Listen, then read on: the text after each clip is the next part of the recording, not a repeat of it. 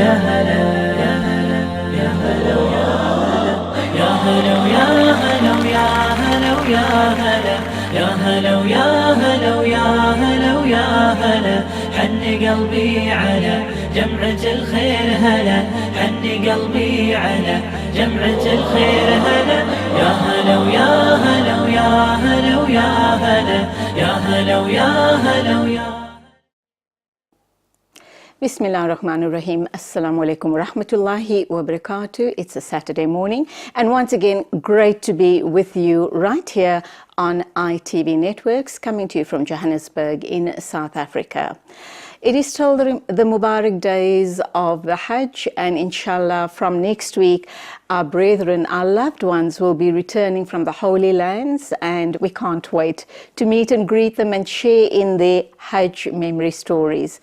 Right now we're going to be looking at the Rohingya situation. I understand that it is the first year of the first anniversary of the genocide of the Rohingya people. We're also going to be talking to Muhammad Karim. He's written a book called Kuli, Come Out to Fight, and we'll be wrapping up on the Rohingya crisis once again, this time around with advocate Shabnam Mayet.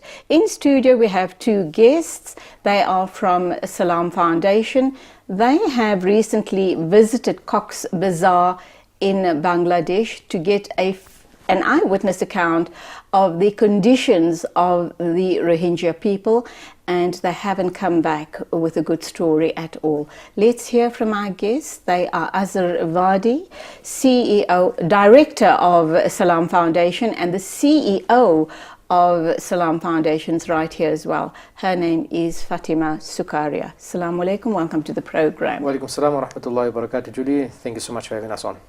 Nice to have you here, Fatima. Assalamu alaikum. Wa alaikum salam wa rahmatullahi wa barakatuh. Azhar, let me start with you and start talking about Salam Foundation and Salam Media. You call yourselves humanitarian journalism. When and how did this journey start for you, and why do you call yourselves humanitarian journalism? Well, the concept started in January 2016. Myself and my partner Shamsheer Khan coined the concept humanitarian journalism after being involved in the media for a number of years, going to different parts of the world, be it the Gaza Strip or to Syria or other places in Africa as journalists, and filing stories and reporting on what was happening, but feeling that we could do just a little bit more. We could get more involved in the story, and we could break the traditional definition of journalists, where you report, you try and stay aloof, you're unbiased, or that's what everybody says they try to do as journalists.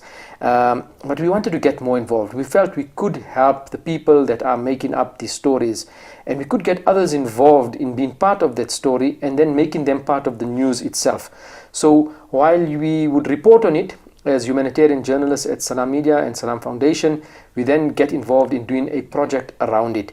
An example of that would be, for example, we go to a school in South Africa, report on the challenges that the schools face in terms of primary education, the lack of resources, but then we do a campaign around that to try and help primary education in South Africa, try and get them some kind of resources, some kind of help and attention, and get the community involved along with them. And then other media begin reporting on the activities that we are involved in, and we become part of that news story, and we try to create a new narrative, a positive one that goes out to people. Alhamdulillah, you the first of its kind in South Africa, or did you grasp this concept from elsewhere in the world perhaps? Because I think it's a truly wonderful achievement, because I can say achievement. I know that you guys have rolled out quite a number of projects. Well, we try and stay true to some of the aspects of journalism, like ethics, getting the facts right, giving the different voices in the story, to the two sides of the story. But the concept is something that comes out of the United States from an agency called Riot News. They were a bunch of young people that had similar ideals and set out doing this kind of work. They were quickly taken over by one of the bigger news publishing houses, Huffington Post, and Riot News now ceased to exist. And I think we may just be the only ones in the world right now that go under the tagline of humanitarian journalism. Oh, wow, that's quite an achievement. Alhamdulillah, and may you grow ever strong with each passing year, inshallah. Fatima, what's your story? You are the CEO of Salam Foundation. How did you become involved in them, and how long are you with Salam Foundation? Okay, so my journey started exactly a year ago. As well. Because when Azhar came back from the seeing the Rohingya refugees, I went for one of his talks, and when I heard him speak about the Rohingya and what they went through, I thought to myself, these are the people that I want to be involved with. And from there, I just took it and I contacted them and I said, please, can I get involved in what it is that you do? And that's how I got involved with Salam Foundation, with Salam Media. So that's how I started off, alhamdulillah, with the projects. And with the projects that we're running, we also have to look at innovation and different ways of fundraising. And so through the different projects that we do, we've tried to target youth. We've tried to target all different aspects of the country, and how we can help also, just not in this country but elsewhere in the world as well. Azhar, in your experience, and I know you've been involved in this type of humanitarian work for a very long time, and I also hear from what Fatima tells me that you have been to Rohingya previously. Are you finding, question number one, that our youth are becoming more passionate about humanitarian work? If not, what are we doing to instill that ethics in them to become involved, to start giving back? Question number one. Question number two, I didn't realize it's the second time you visited the Rohingya people. Yes, question number one, I think young people are increasingly looking at ways of giving back to society. Sometimes we label young people as being blasé, as being aloof, as not wanting to get involved, but really it's the way we present the cause in front of them. We've got to put some kind of an exciting aspect to it and encourage them to get involved. I think a lot of the humanitarian work previously has been about, elderly people, with all due respect, that have been pulling along and really getting involved in doing things. But there's a distance that they've created with young people, and we really encourage people to get involved from across the spectrum. And you don't have to have a lot, it's just a little bit of time perhaps on your hand. Help us pack a container or pack a food, put something together. All of that really counts. And yes, it is the second time that I've been. Last year, as Salam Media and Salam Foundation, we were the first South African media house to reach the Rohingya people as the crisis unfolded. So we were there as the hundreds of thousands of people were streaming across the border. We went right up until the border posts and saw them coming across rivers, went into their homes when there was lots and lots of chaos. There weren't that many aid organizations involved. There was little media attention, and people just came with stories, ghastly stories of and what had obviously happened. you had the eyewitness account at that time already. How different, you now decided to go, you've just come back recently from Rohingya together with Fatima Sookaria and her husband as well. How different was the two visits, and what made Salam Foundation decide to go back the second time? Well, the first time is the media aspect. So we went in there and reported, and what we saw was terrible. There were about 400,000 or 500,000 people that had already crossed over, and their stories were horrific. So they told us about rape, about villages that had been burned down. They just wanted to speak to anybody. Kids were running around without clothing. It was quite wet, muddy and rainy. Difficult circumstances, no toilets, no sanitation, and the Bangladeshis were just forced to open up their borders and allow them to come in. This time around, the difference being that there is a little bit more structure in the aid work that's happening. So aid agencies have now arrived. They are on the ground, the bigger agencies, international agencies, as well as smaller agencies, local groups. But the numbers have increased. So now you're looking at about 1.5 million registered people, and up to 2 million, the number goes up to, that are unregistered. So just the sheer size of the population that has come across, and then the difficulty in which the Bangladeshi people who are now welcoming them and hosting them, the difficulties that they are facing is something that needs to be taken cognizance of as well. They are a small population in that particular area, just little villages, no real infrastructure, one tiny little road going through it all, and they are poverty stricken themselves. So to welcome all these people and now try and accommodate them, these are the new difficulties and challenges that the Rohingya face in the Teknaf and border areas between Myanmar and Myanmar and Bangladesh. Fatima, we're going for an ad break in a minute or two, but when we come back, I want an account from a woman's perspective and a mother's perspective as well. In studio, we have Azhar Vadi and Fatima Sookaria. They've just recently returned from their visit to Bangladesh to get an eyewitness account of the conditions of the Rohingya people, not only in Bangladesh, but of course they also heard what's happened to the people that have left behind, who haven't managed to cross the border, and what their fate might be going forward. Please stay with us.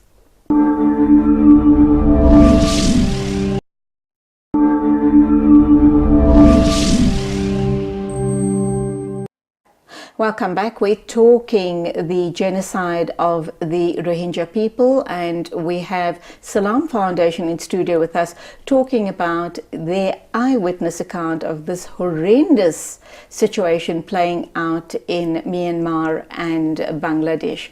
Fatima, as the CEO of Salam Foundation, why did you believe it was important for you and your husband to accompany Azhar and just go and see what's happening in that part of the world? Right, so like Azhar said, the first time he went, it was more of a journalistic experience where he was going to report on what happened. So this time when we went, for the entire year, we've been doing campaigns and running campaigns that could help these people. So you fundraised? Yes, so we fundraised for the year, and we had what we called the Survivor Campaign. So the Survivor Campaign was born when we saw all these ladies who had come across, and they were survivors, not victims of rape.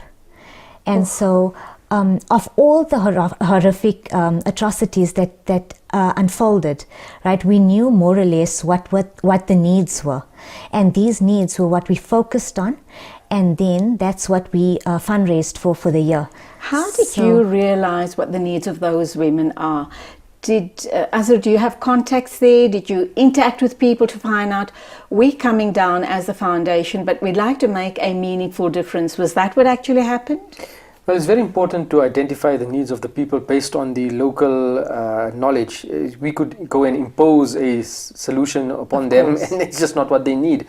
And we've been in contact with local organizations like Pulse Bangladesh, and a number of other journalists on the ground who've advised us that this is a particularly neglected field that many of the NGOs don't get involved in because of the sensitivities, because of the emergency response that's required. So food, shelter, clothing sometimes comes very quickly, and the other aspects like psychosocial assistance gets neglected. And women's sanitation issues as well, right. I should imagine. Absolutely, right. Absolutely. And that's where we get our advice from the local organizations, who then direct us that you bring in aid, you bring in some funding in, this is where we'd like you to spend it. So Fatima, what did you guys raise, and what did you actually take to Cox's Bazar? So look, our campaign itself was threefold, right? Where we focused on women in Chad, in Syria, and for the Rohingya as well. So the portion of money that we took over, look, in the camps itself, what was very disheartening was that so many children were running around naked. Oh. Right? And it was that it played on me. The women are so modestly dressed all the time. If you see them, most of them are also covered. Their faces are also covered. And because of this, I felt like, it played on me every day that we were there. And we said, no, we need to do clothing distribution because this speaks to the dignity of these people. And so that's what we arranged. We also arranged So you handed over the finances, yes, and for them to go out and get what is sorely needed in the community. What is sorely needed in the community. Look, Pulse Bangladesh facilitated this for us because we told them, look, this is what we felt we needed. But this was also what they told us, look, do this for them, wow, and this will be appreciated. Mm-hmm. The other thing is hot food. We take it for granted that we can cook every day. They've got a little 3x3 hut, and in that they cook a bit of what they can. But if they're getting a hot meal for a day, that is something that, is so appreciated by these people. And so we did a food distribution as well. There's medical supplies. Everything in these camps is a need. So how did it affect you as a woman and as a mother? So I sat with little children. I sat with them in a shelter, right? And this shelter, it houses a few children every day where they can come and just do crafts. And I sat with them alone, and I spoke to them and I asked them, what was it like in Myanmar, like before you came? So one girl, they're very mature. Like I've got girls that are 12 and 10 years old. And if I speak to these girls as compared to my girls, you can see the maturity level because of what they've experienced in their lives, their little lives, and they've experienced so much. So they tell me, this little girl, she tells me, my mom and my five sisters, we ran from there. My dad was shot in front of me, and my mom and my five sisters, we just ran and we ran and we ran, and they are survivors now of this genocide, and they're now in Bangladesh. Another little girl, she speaks so frankly, and she tells me, if this military army sees any beautiful woman, they will rape her. And I asked her, because I was so shocked by how they spoke. And I asked her, but that's their everyday reality. This? Like, how do you know this? And she tells me, I know because I saw it. And this is their reality, their everyday reality. Azhar, would you say, and I know you've been to Syria in the early days before what we know and see of Syria today. I still remember a story you shared with me more than 5 years ago, where when you arrived in Aleppo, people were very friendly and welcoming to you. There was no devastation as we see on our TV screens today. But when you make a comparison to all the different war-torn countries you visited thus far, which has been the worst for you? It's very difficult to weigh the suffering of one people on the suffering of another.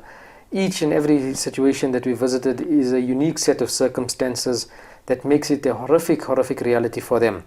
The Rohingya, however, have been described by the United Nations as the most persecuted people on the face of the earth. And there's some very important reasons why they have said that. Number one, they are a completely unarmed group of people. They have been marginalized for the last 40 years. They have been stripped of their citizenship, so they don't have an ID book or a passport. So you can't escape to anywhere. There have been systematic plans that have been put in place over the years to strip them of their dignity. They don't have jobs, they don't get a proper education, they can't earn their living in a fair and equal manner. And in all of this, there's been attacks, sporadic attacks that have taken place on them in the entire duration of this time period. And then this huge, massive onslaught that has happened in last year for a period of a month or so, that resulted in 2 million people now fleeing their homes and going across to Bangladesh. And then when they come to Bangladesh, it's not like you come into Turkey, which is a relatively better off country. You come into a country that's desperately in need of aid itself, and a community that is itself in poverty. And so you arrive and there's nothing to share. A very dangerous situation. A very dangerous as far situation. as xenophobia is concerned.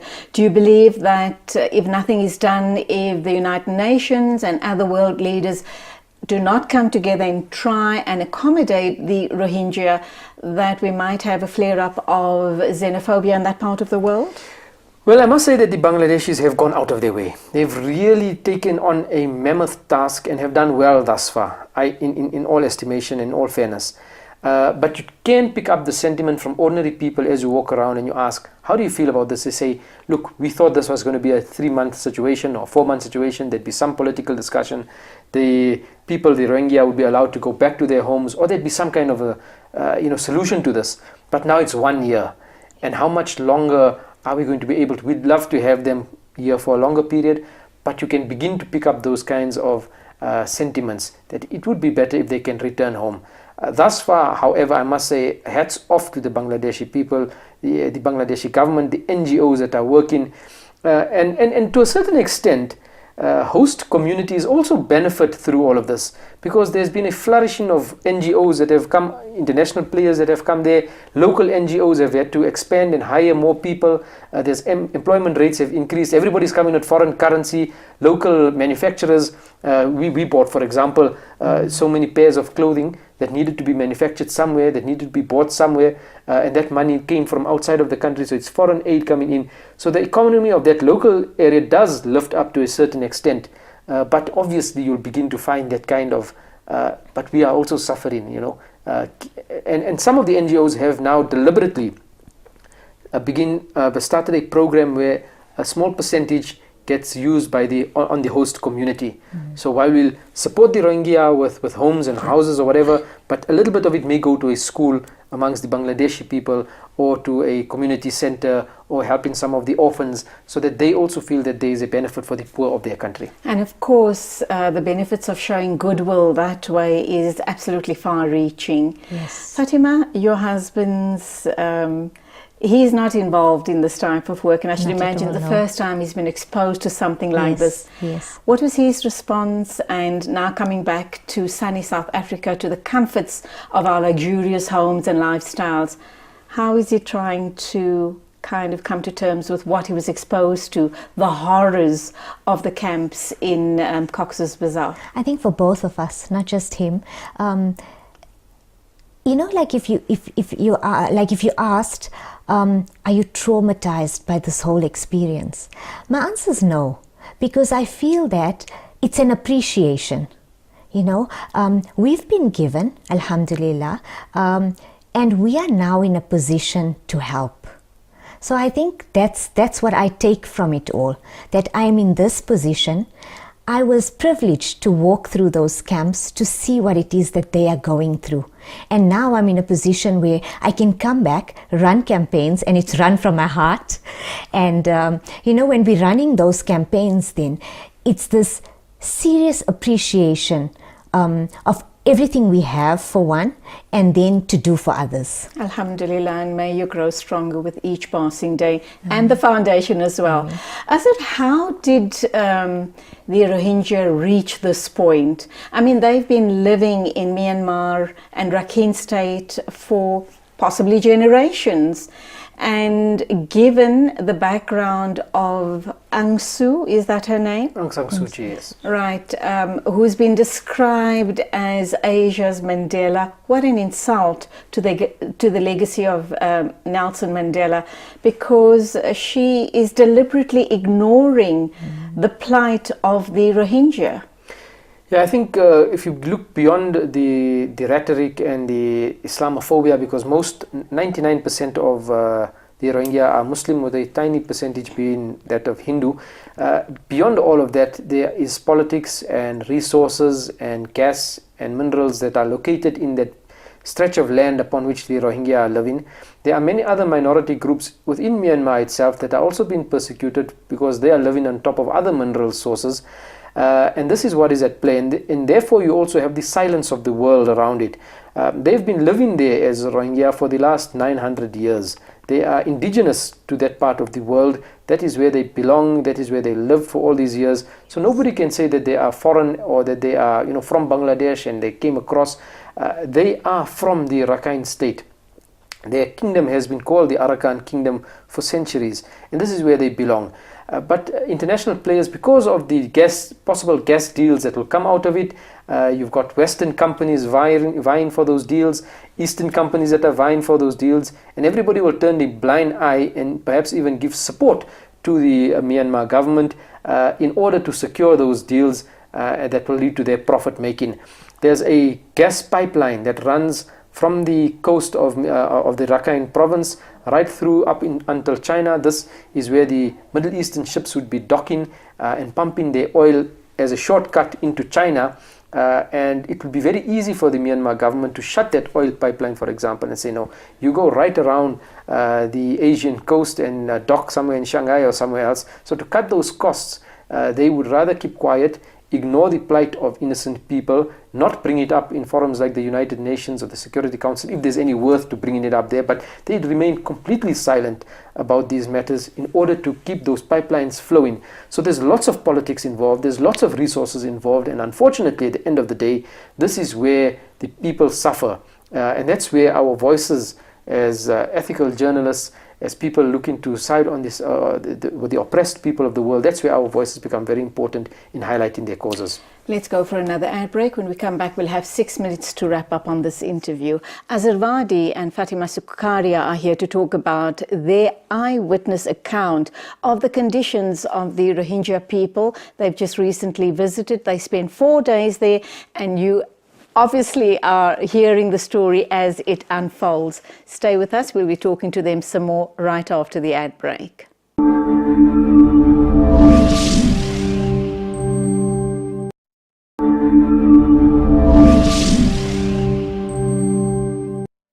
And we still have Azhar and Fatima in studio with us, talking to us about the Rohingya situation. They've just recently visited and they've come back with these eyewitness stories. Azhar, where to from here as far as the Rohingya people are concerned in terms of aid from all around the world and specifically Salam Foundation? Is this going to be an ongoing initiative on your part?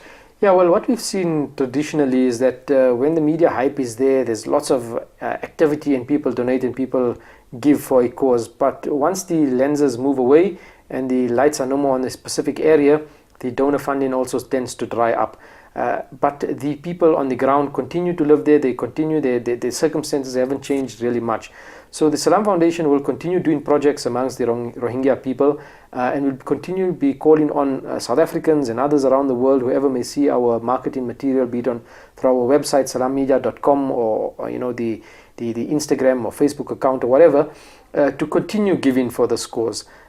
These people are really, I mean, if the United Nations calls them the most persecuted in the world, then they are definitely in need. And then we will continue our work, inshallah, most definitely in this part. Definitely, it's as you say it is. They've kind of gone under the radar for now. There was a lot of media hype in the initial days, but everything's gone pretty quiet. Fatima, what are the plans going forward as far as fundraisers are concerned for this project and all your other projects? So we have fundraisers going on all the time, and we look for new ideas. We do the cycle, we do the cook-offs, we do so many different campaigns that we run, and all the funds that we collect then for all our different campaigns, it goes towards them. So it's not just specific, but Rohingya itself is our ongoing project, and we'll always be collecting funds for this project as well. Good on you. Azhar, coming back to you, I know that obviously both of you and the foundation as a whole, humanitarian work is what it's all about. And I know you're very involved in Syria, but what can we look forward to going forward? Well, I think this morning it's very important that there's a cook-off happening in Lenasia. So if you live in Lens perhaps and watching the show, come on down to the LMA Hall in Duck Avenue, Lenasia. A wonderful cooking competition that's immediate as of right now. Okay. So come on down and you'll be amazed at the culinary skills that the Lenasia ladies and a few men also will be displaying, and those funds obviously go towards these campaigns. We are quite involved in South Africa in terms of education, so we'll continue supporting the primary education system in the country. Then we have intentions of establishing a humanitarian education media center, which is going to be established in Robertsham, just off the N1 highway, where we will be training media students, taking them through the processes of understanding news from an oppressed person's viewpoint, and then sending them back out into the world of television and radio and newspapers, so that we can enhance the voice of oppressed people. So that's one of our key projects going forward, inshallah. You're talking journalism students, I should imagine. Absolutely. Well, anybody who'd be interested in the world of journalism and humanitarianism and activism and bringing it all together, this is one of the services that we want to provide to upskill South African journalists or anybody else and get them involved. It will also become a homework center for kids that don't have access to online facilities, because that's a major stumbling block in terms of homework and getting their work done. So this is what the center will provide, as well as a transactional library. That means books will come into the library, the community can use it as a normal library would work, but after a certain period of time, those books can then get donated to a school library situated in one of our rural areas around South Africa as more books come in. So it will become a drop-off point for books. And this is the vision that we have to encapsulate humanitarian journalism and take it to a new level in South Africa. With 1 minute to wrap up, your final words, Fatima. Look, sorry, when we look at life, right, we can't just say you're going to just live this life, because now it has a purpose, and you have to have or give every life a purpose. Alhamdulillah. Azhar, you talking about huge projects going forward. What about people watching us this morning, young people who want to be in service but not interested in what you've just mapped out now? How can they be of service? Where can they go to offer service? Well, they can come straight directly to Salam Media and Salam Foundation. Go to the website salammedia.com. The telephone numbers are all there. Set up a meeting with us, and we gladly find work for you to do in terms of helping people. Final words from you. I'd just like to thank everybody, all of our donors, everybody out there who supported us from the very beginning when we were unknown and nobody really in the world cared about us. And today, because of their support and their assistance to us, we're beginning to make a small impact. And I think we ask Allah subhanahu wa ta'ala ultimately to accept whatever little broken efforts we make. Ameen thumma ameen. And my du'as is that you guys grow from strength to strength, because you're certainly touching lives in a very positive way. May Allah be with you every step of the way. Amen. Thank you so much. That was Azhar Vadi and Fatima Sookaria talking about something very close to their hearts, and that's humanitarian journalism.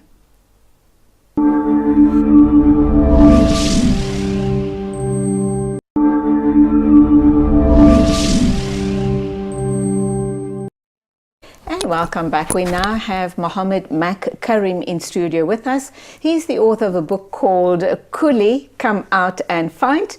And this is what the cover looks like. People who grew up and lived in the Fordsburg area will recognize the majestic Bioscopes banner up there, and also Central Road and Bree Street is what is on the cover. I also need to ask him who's the handsome couple that is featured on the cover. We're going to talk about this book. It's a memoir, and I think it's going to truly take you down memory lane. Assalamu alaikum, welcome to the program. Wa alaikum salam. First and foremost, Kuli, Come Out and Fight. The title of the book, why have you chosen that? And I'm also wondering, doesn't the word Kuli fall under the K word? You're not supposed to use the K word. Yeah. I should imagine you're not supposed to use the C word. Well, I don't know about the Kuli word. The K word should never be used. That was terrible. Kuli was less derogatory. Well, it wasn't, and it was less used, it was less pervasive. I use that word because it was actually used against me deliberately. I couldn't think of a better title for this book. It's not just about me fighting the racists in Troyville. These three brothers came every Sunday after church, beautifully dressed in their church clothing. White brothers, and knocked on the back gate where we lived and shouted at the top of their voices, "Hey, Kuli, come out and fight." These brothers came every Sunday, and when I turned to my dad and asked my dad to help me prevent this thing from happening, no, he said, "No, you go out and fight." And did you? Yes. And every Sunday I had to fight these guys. They needed sparring partners. Their father was a boxing coach, and they belonged to a white boxing club. And it was a great sport for them to use me as a sparring partner. And racism was at its height at that point in time. That's right. Absolutely. Absolutely. I should imagine you got lots of beatings from them. Yeah, until I got strong enough and fought well enough to beat them. Okay. It took a while, but I was sent to a Muslim boarding school where... You're not referring to Mia's farm? Well, I don't want to mention Mia's farm by name. Simply because, well, you would always... The thing is that it wasn't the Mias that were at fault. It was some of the teachers, very orthodox, ultra-conservative, narrow-minded teachers in Mia's farm. Do you talk about it in the book? Absolutely. You do? Absolutely. And it was a bad school. and it was difficult and it was tough. The conditions were bad and conditions difficult. Was, yeah. I know of a couple of people, in fact my eldest brother-in-law schooled in Mia's farm as well. Yeah. And obviously for the reasons that parents were either poor or they were just not good enough schooling systems around at the time, so that was your only resort. That's right. The book, the cover, tell us about why you have the picture of the majestic bioscope and who is the couple in the front. That's me at 19. Oh, wow. And my wife, I'm now 82. Okay. That's me at 19 and my wife at 17. She's now 80. Yeah, so that's the two of us, and that's where we used to go. The Majestic Bio was the centrality of our social life.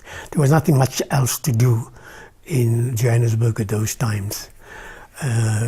Walking at the Zoo Lake on a Sunday, going to Mia's farm to the river, to the Jikskei River on the Pretoria Road near Halfway House. For a picnic. For a picnic. Mm-hmm.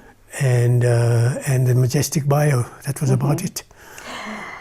You then left South Africa with your family. You do come from an activist background. Tell us about when you left South Africa, what were conditions like in the different countries you lived in, and how difficult was that a time in your life? Well, we left in March the 7th, 1961. I had been working for Pepsi Cola here in South Africa, in Johannesburg, as a driver salesman on a truck. But I was the top salesman in the country. I won every competition. And I was headhunted by Pepsi Cola International. I worked for a local franchise, and I was headhunted. They seemed to notice the fact that my sales were the highest in the country. And I was headhunted. I was then trained and sent to Nigeria to develop markets. And over the years I became an expert, a fixer, franchise development expert. And I worked in 33 countries for Pepsi Cola International. Middle East, Africa. I even went to Canada for Pepsi. Yeah, and that's... Were you pleased for that opportunity, given that you were living in a very racist country and going to all of these other countries? Well, how did it serve you and your family?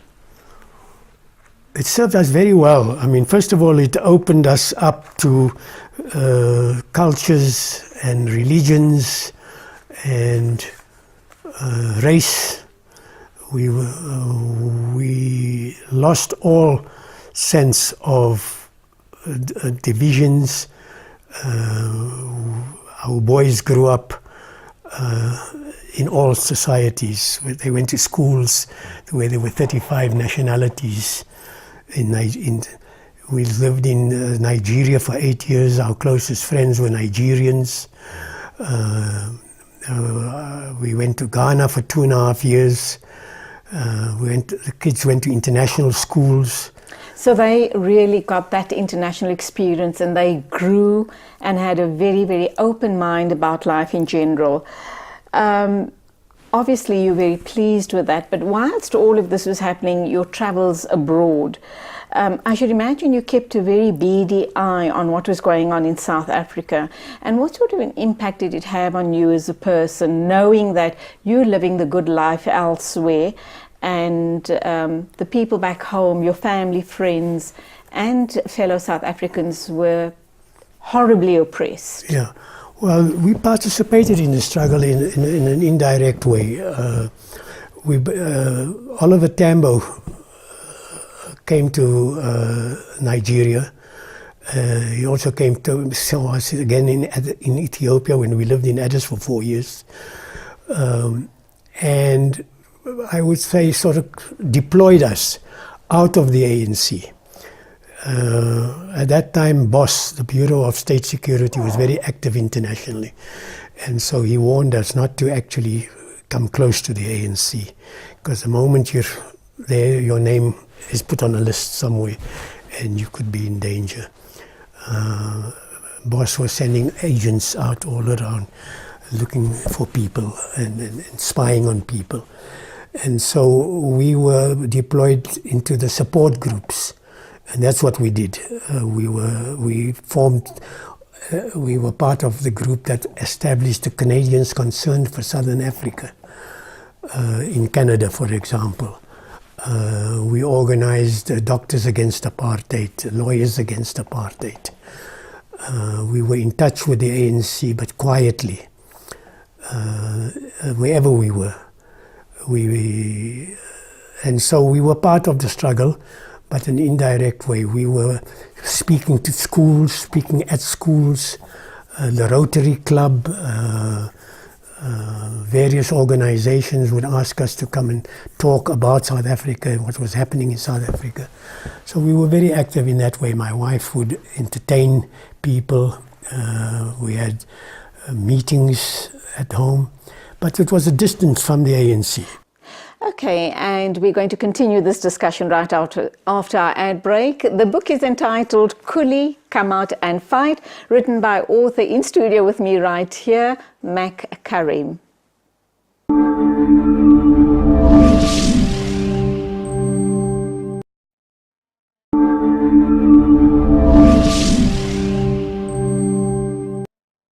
Mac Karim is the author of the book Coolie, Come Out and Fight, and he'll be sharing some of the chapters of the book with us, but that doesn't mean you mustn't go out and buy the book. It's available in most bookstores and also your local butcheries and groceries. Mac, welcome back, and let's look at the book itself. When did you decide that you need to tell your story, and whom are you targeting this book at? Well, I was a bit concerned about the fact that whenever people talked about the liberation struggle, big heroes were featured, big names, and rightly so. I mean, these are people that we owe a lot to, and rightly so. But what I was concerned about was the fact that the unsung heroes were hardly ever mentioned. The ordinary mums and dads that struggled to put kids through school, that worked under racist conditions, that were not paid equal salaries. I remember Indian boys working in wholesalers in town, getting a third of the pay that the white counterparts got for doing the similar jobs. And so I thought I would focus on that. And my parents were some of the hardest workers I've ever met. My mum had 3 jobs. My father was up at 4 o'clock in the morning going to the bakery, worked as a bread salesman, driving a truck for Parisian Bakery in Jeppe. And then coming back in the afternoon and helping my mum in the shop that we had to give her a break. And then going out again in the evening to the market to get the fruit and vegetables at 4 o'clock in the morning. And so they worked very hard, and in the case of my particular family, they never made it. The heat was too hot for them, and my father especially. 3 times he was wiped out. Meaning that Group Areas Act, we were living in Troyville. Oh, so when you were displaced, so to speak, you lost everything you worked towards. That's right. So the Group Areas Act, for example, my parents bought the shop in Troyville, a little fruit and vegetable shop. My mother was part colored and part Italian, and so very fair. And she has, for some reason, before apartheid, before 1948, there were loopholes. When the British were here, it was segregation, not apartheid. And in segregation, there were loopholes, and somehow my mother had white papers or something. And she was able to buy the shop in a white-owned area. And the inspectors would come and say to her, "Wie se winkel is die?" And she would say, "My shop, it's my shop." And then they would point to my father and say, "Wie is die coolie?" and she would say, is my manager, in Afrikaans of course, this is my manager. Then she would ask, who, and wie se kinders is die? And there was Muhammad and Abdullah and Enver and Zarina and Shireen. And then my mother would bribe them with cigarettes or samosas or something like that in the shop. And that's how they had to survive. And then in the end, they were forced out of Trooiwel. And this is the story of a lot of our parents and grandparents, because as you speak now, I'm thinking about the stories that were told to me by my granny-in-law and my father-in-law. Yes. It's reminiscent of, I think, most Indian and coloured families in the dark days of apartheid. Right. So you go on and you, obviously, you've documented all of this in your book. I think strike one, the betrayal is this harshness. That was the strike one. The harshness dealt out the Trooiwel. to your parents and other Indian and coloured families like them. What about strike two, the screws tighten? What's that all about? Is that when you decided, of course you were fortunate enough to be offered opportunities by Pepsi, but was that the time when you decided it's time to leave? No, that's the story of my parents at that point in time. Strike two was when the Group Areas Act forced them out of the second shop in town, on the corner of Diagonal Street and Market Street, where those tall buildings are. We were in Barclays Arcade, and we had a little shop there. My father had a shop there. That was strike two. And at the end there is a strike three as well. Fordsburg had to be destroyed in order to destroy Fitas. They had to build a plaza to move the 14th Street people, the traders into the plaza, the Oriental Plaza. But in order to build the Oriental Plaza, they had to destroy our neighborhood. And our house is now underneath the plaza. And so we were, for some reason, and not just us, there were many families, of course, that went through the same thing. I think I should say that my grandfather came here in 1914 from India. My paternal grandfather arrived here in 1914 in Cape Town with a 4-year-old boy, my father, who sold beads on the side of the street in Cape Town, while my grandfather sold fruit off a truck, of a cart, a push cart in the streets of Cape Town, with his son selling beads on the sidewalk. 10 years later, they opened up a silk bazaar in Pretoria, in Boom Street, in Pretoria. 4 generations later, their son, the great-grandson, is an ambassador. So all and this book is that story of that journey. That journey. And I should imagine the story that you tell in the book, Kuli Come Out and Fight, is the story of the majority of Indian Muslim South Africans today. Because as they trace back, they find that their parents and grandparents went through the same or similar struggles as you and your parents had done. One of the reviews there starts off, a principal in one of the schools said, this is our story.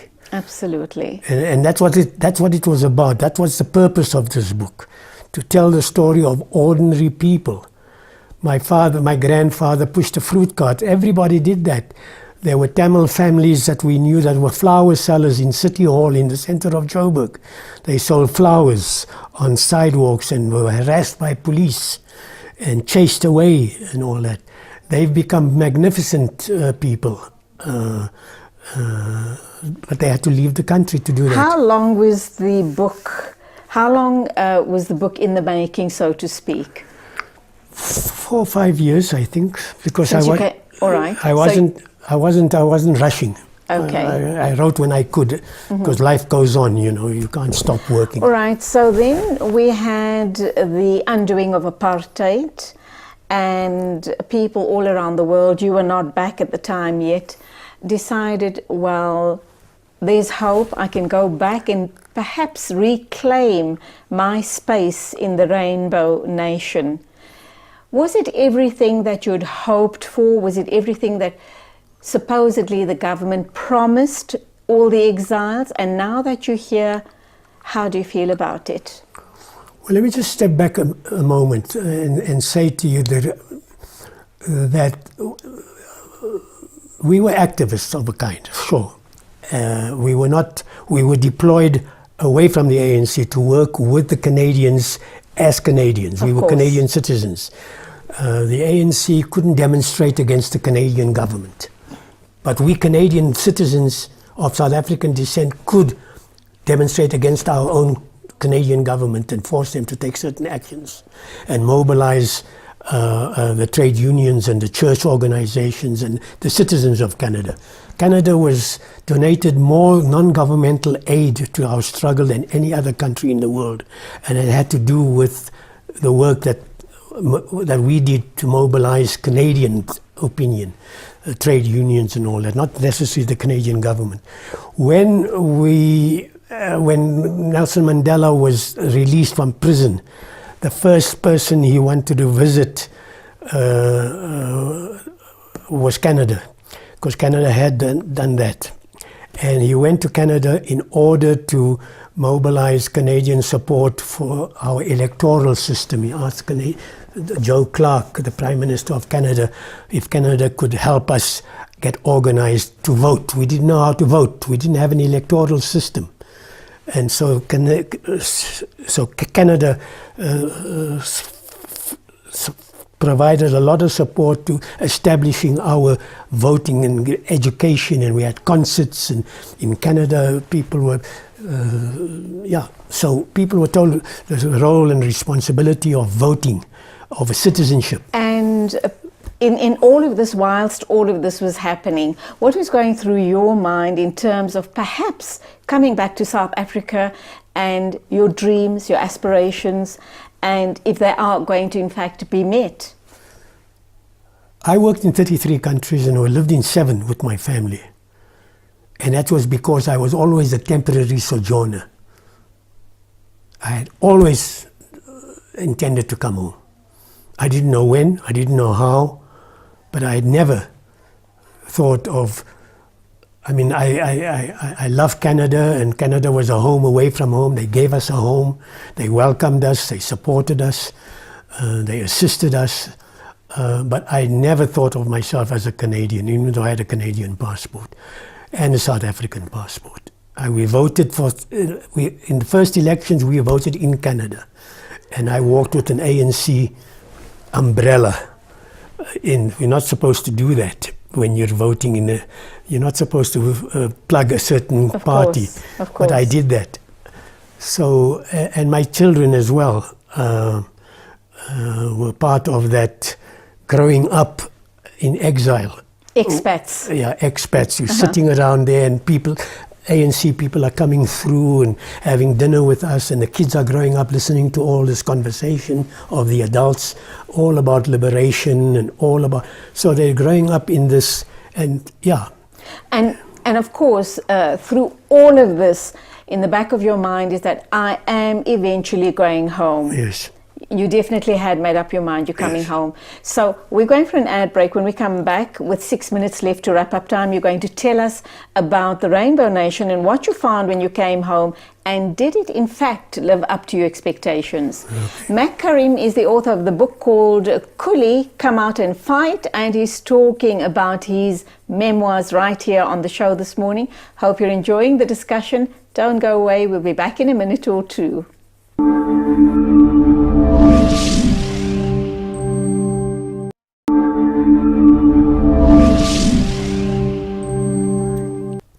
And we're into the final segment of our interview with Mac Karim, the author of the book called Kuli, Come Out and Fight. Coming back to South Africa, what were your expectations? And did you truly believe that you've come home? Yes, I have no problems being home. And if the struggle continues, it continues. How long are you back in South Africa? actually 20 years. Oh, good. Okay. Yeah, we came back after 94. Right. After Were your dreams, wishes, aspirations all met? No. In the beginning, yes, there was a euphoria, of course. We all went through that. But we kind of went off the rails for the last 10 years. Too much corruption. We saw some of that in the countries that we lived in. There's corruption almost everywhere. And so it's not unique to us here in South Africa? Not at all. And we've experienced that in Africa, in the Middle East, and major corruption. I mean, India, for example. Talk about corruption. I mean, we can learn from India. It's huge. All right, so you came back to South Africa. Was it easy or difficult, or what were the challenges easing back into South African society?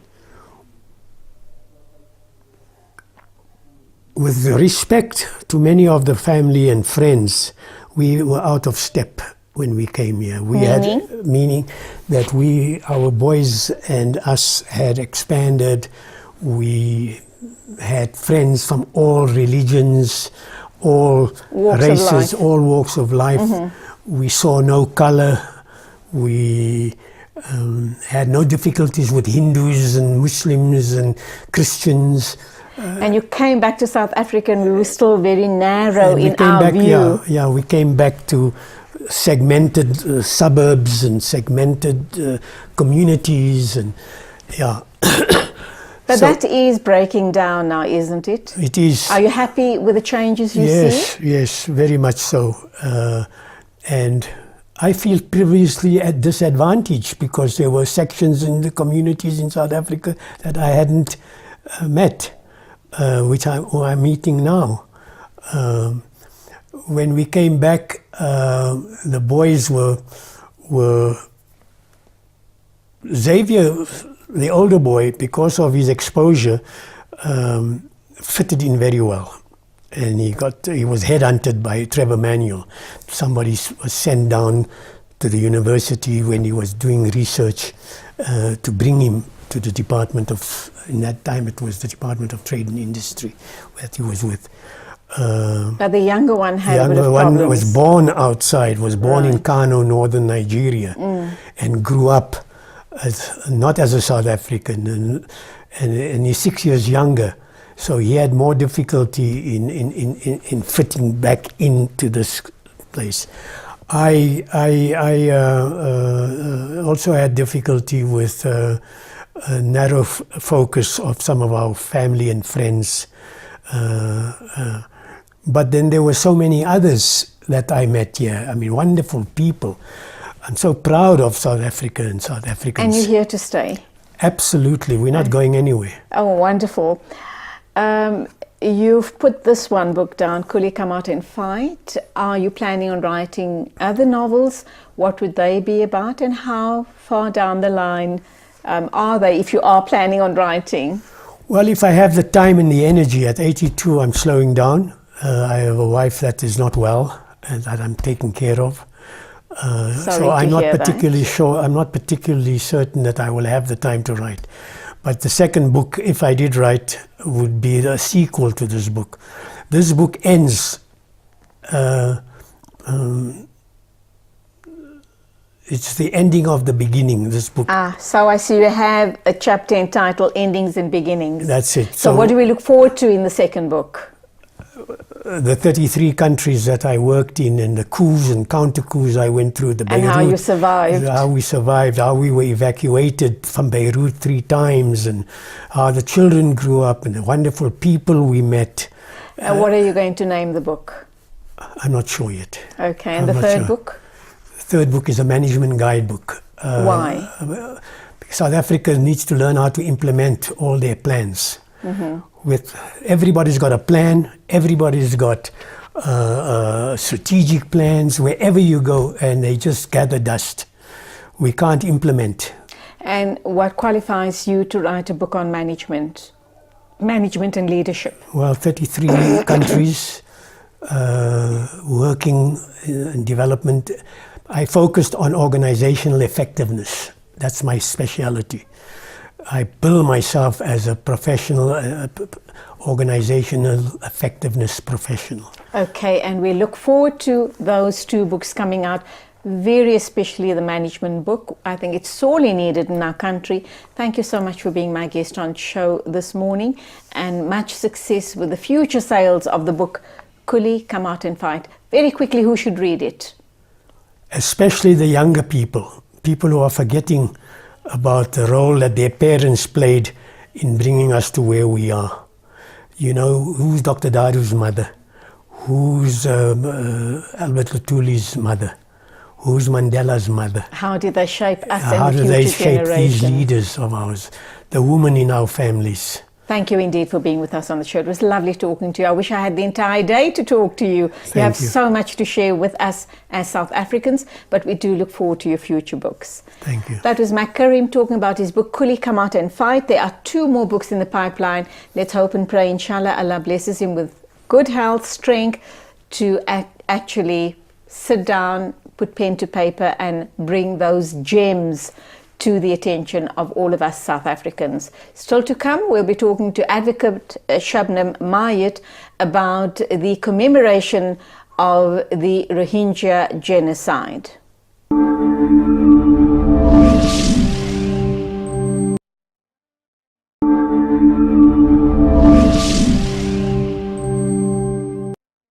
Assalamu alaikum and welcome back, and we are going to be wrapping up this Saturday morning by refocusing on the Rohingya crisis. Online we have Advocate Shabnam Mayet to talk to us about the commemoration of the Rohingya genocide. Shabnam, assalamu alaikum, welcome to the program. Wa alaikum salam, thank you for having me on the show. As always, an absolute pleasure. We know that you are truly involved and very active as far as the Rohingya crisis and the Rohingya situation is concerned. You are an advocate by profession. Tell us why you're so passionate about this cause. I think it's not just this cause, but this has been a cause that we should have known about a long time before that we actually did. And the Rohingya have been suffering since the late 70s. And so many people around the world have had to advocate on their behalf because for a long time we didn't get any information out of Rakhine State. In fact, it's still difficult to get information out of Rakhine State. And so Protect the Rohingya, which is a local group, decided to bring more information to South Africans and ask South Africans to be more involved in the cause. Now, earlier on, I had Azhar Vadi and Fatima Sookaria from the Salam Foundation talking about an eyewitness account to their recent visit to Cox's Bazar in Bangladesh. And it was absolutely horrendous, but alhamdulillah, they went across and they did the little bit of good that they could. What do you believe is the current situation playing out right now, coming up to the anniversary of the genocide obviously the genocide was in Myanmar, but now in Rohingya, because over 1.5 million people have resettled there? Okay, so I think when we speak about the situation, we have to look at the situation with refugees inside of Bangladesh who have fled the violence since 2016, and then of course the 800,000 that fled in August last year. And then we also have to look at the situation of those who are remaining in Rakhine State. So if we look at Bangladesh, the situation is really dire, and I'm sure you heard from your previous guest. The camps are squalid, the water is dirty, there's not enough facilities to even go to the bathroom, it's monsoon season, diseases spreading, especially from the dirty water, and it's not safe at night. There's been reports of human trafficking and sex trafficking, which means kidnapping of women and children. And of course, 500,000 children are sitting in the camps out of school. Bangladesh has not given them refugee status, which means that they're not afforded all the rights of refugees. For example, there are about 60 babies born per day. These babies have not been registered, despite the fact that it's essential for identification for you to register births. And then, of course, refugees can't leave the camps, so money is scarce, food is scarce, and of course the outside population surrounding the camps, some of them are antagonistic against the Rohingya, because why are the Rohingya receiving aid? Because these are also very poor populations. So, Shabnam, if you can hear me, I just lost you there for a minute. Is there anything being done by the international community and organizations like yourself that are trying to bring to book the perpetrators of the violators and the people who are perpetrating violence against the Rohingya? Okay, well, movements are far and few in between. And the problem with this is that at the end of the day, many countries are doing trade with the Myanmar government, whether it would be for arms or gems, or the fact that Myanmar is a newly opened economic market. So last week we saw that the US has put sanctions on the 99th and the 53rd Light Division, who are very brutal and responsible for much of the violence that happened last August. Other organizations have been speaking out about it, doing a lot of awareness, and the ICC has brought a jurisdictional claim before the pre-trial chamber. So things are happening, but of course it's very slow, and none of those big organizations have even named it a genocide yet. So we still have a long path to walk in this regard. There's still a number of Rohingya people that are living in Myanmar. What's their condition like compared to the people in Bangladesh? Is it really being, in both situations, being between a rock and a hard place? Well, I think that you're correct, because if we look at the situation in Rakhine State, we must remember that it's incredibly unsafe for Rohingya. They're basically many villages under house arrest. Those who have returned from Bangladesh or still remain inside, they're subject to torture, extortion, arbitrary arrest. They can't go to their farms, they can't go to their markets, they can't go to the mosque. Already 11,500 have fled from Myanmar into Bangladesh since January this year. And that shows how bad the situation is. Of course, aid organizations still have very limited access in Rakhine State. And what the Myanmar government is doing is saying, well, if you want to be here, take the national verification card. But you remember that the national verification card is for foreigners who are interested in having Myanmar citizenship. The Rohingya are already citizens. In fact, earlier this month, the first official delegation went into Rakhine State from Bangladesh, and they said that definitely the situation is not conducive to repatriation, and the Rohingya are living in a very bad situation inside Rakhine State. Let's talk about the 25th of August and the remembrance of the genocide of the Rohingya people. What's being planned in South Africa and around the world? Well, in South Africa, we're asking organizations to please sign the Free Rohingya Coalition's declaration, which is available on their website. And basically, it shows that we're standing with the Rohingya and we're recognizing what has happened a year later.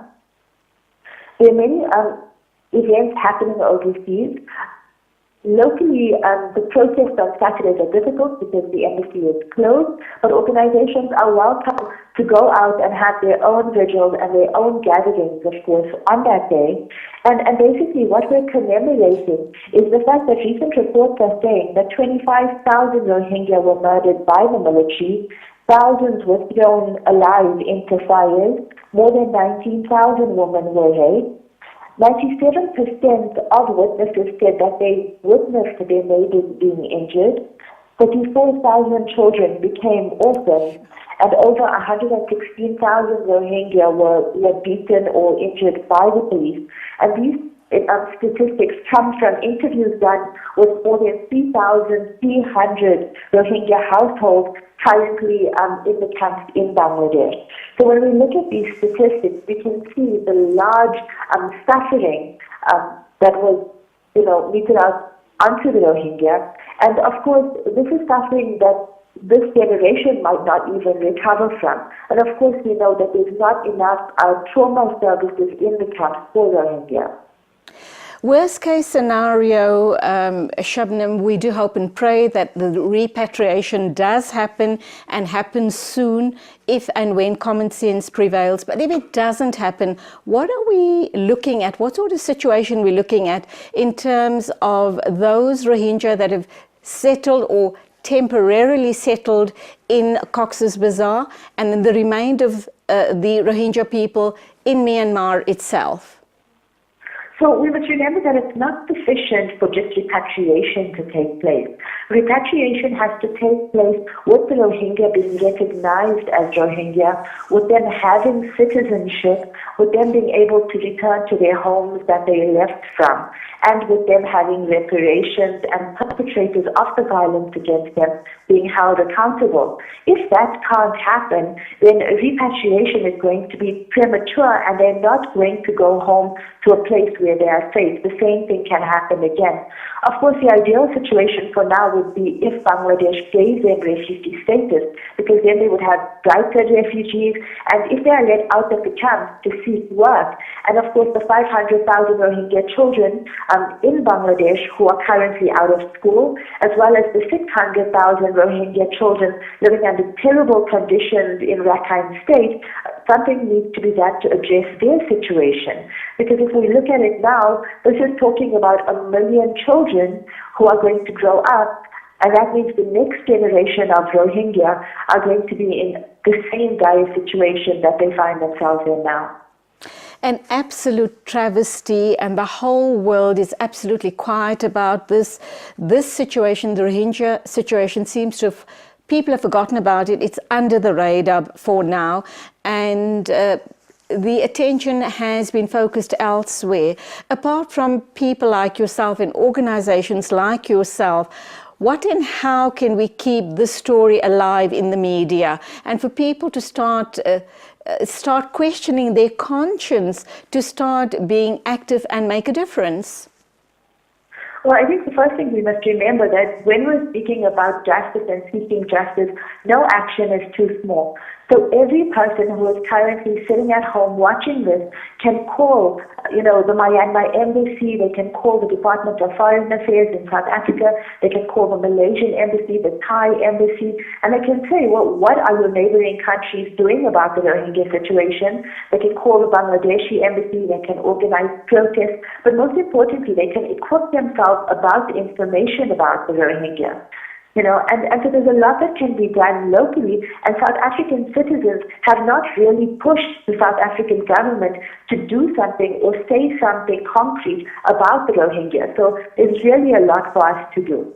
Finally, Shabnam, do you believe that petitions would work if you kind of managed to collect a couple of million signatures and then submit it to the different governments? Would that make a difference?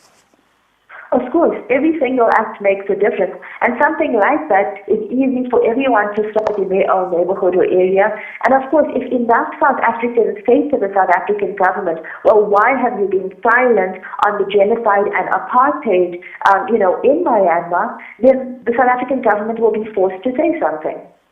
Well, that's where we have to leave it. Thank you indeed. Please keep that flag flying as high as you possibly can. I know you come from a very strong activist background. You've been active from a very little age since I know you, and I truly admire you and hope that you take a whole host of young people along with you, conscientize them and let them realize the ills of the world and speak out against it. Thank you indeed, Advocate Shabnam Mayet. And that brings us to the end of the show this morning. I do know it's on a sad note, it's on a horrendous note. It's about the atrocities being perpetrated on a very defenseless people, and that is the Rohingya. But that's where we leave it. Please do your bit to make a difference. Any little thing will help towards the emancipation of these people.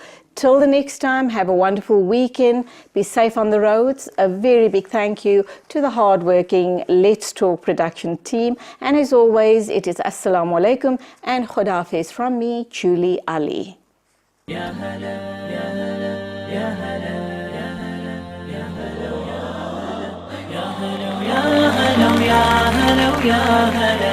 يا هلا ويا هلا ويا هلا ويا هلا حن قلبي على جمعة الخير هلا، حني قلبي على جمعة الخير هلا.